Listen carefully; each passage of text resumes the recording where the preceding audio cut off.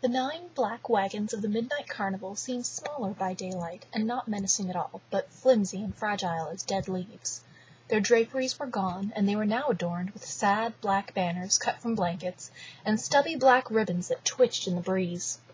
They were arranged strangely in a scrubby field, a pentacle of cages enclosing a triangle, and Mommy Fortuna's wagon lumping in the center. This cage alone retained its black veil, concealing whatever it contained. Mommy Fortuna was nowhere to be seen. The man named Rook was leading a straggling crowd of country folk slowly from one cage to the next, commenting somberly on the beasts within. "This here's the manticore, man's head, lion's body, tail of a scorpion, captured at midnight eating werewolves to sweeten its breath, creatures of night, brought to light. Here's a dragon, breathes fire now and then, usually at people who poke it, little boy. Its inside is an inferno, but its skin is so cold it burns. The dragon speaks 17 languages badly, and it's subject to gout. The satyr, ladies keep back, a real troublemaker, captured under curious circumstances, revealed to gentlemen only for a token fee after the show. Creatures of night."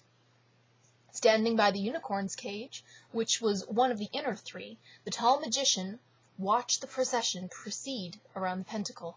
"I shouldn't be here," he said to the unicorn. "The old woman warned me to stay away from you." He chuckled pleasantly. "She has mocked me from the day I joined her, but I have made her nervous all that time." The unicorn hardly heard him.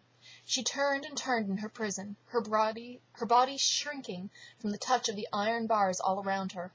No creature of man's night loves cold iron, and while the unicorn could endure its presence, the murderous smell of it seemed to turn her bones to sand and her blood to rain. The bars of her cage must have some sort of spell on them, for they never stopped whispering evilly to one another in clawed, pattering voices. The heavy lock giggled and whined like a mad monkey. "Tell me what you see," said the magician, as Mommy Fortuna had said it to him. "Look at your fellow lagins, and tell me what you see." Rook's iron voice came clanging through the wan afternoon.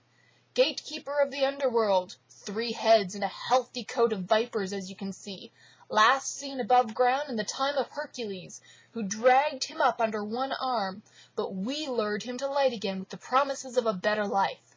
Cerberus, look at those 6 cheated red eyes. You may look into them again one day. This way to the Midgard serpent, this way." The unicorn stared through the bars at the animal in the cage. Her eyes were wide with disbelief. "It's only a dog," she whispered. "It's a hungry, unhappy dog, with only 1 head and hardly any coat at all. The poor thing!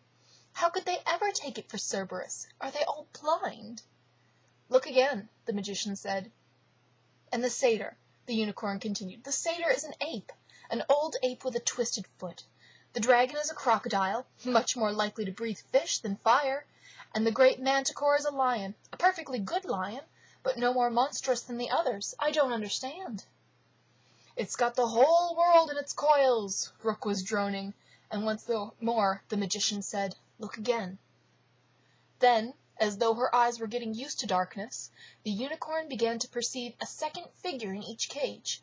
They loomed hugely over the captives of the midnight carnival, and yet they were joined to them, stormy dreams sprung from a grain of truth. So there was a manticore, famine-eyed, slobbering-mouthed, roaring, curving his deadly tail over his back until the poisoned spine lolled and nodded just above his ear. And there was a lion too, tiny and absurd by comparison. Yet they were the same creature. The unicorn stamped in wonder. It was so in all the other cages. The shadow dragon opened his mouth and hissed harmless fire to make the gapers gasp and cringe, while hell's snake-furred watchdog howled triple dooms and devastation down on its betrayers.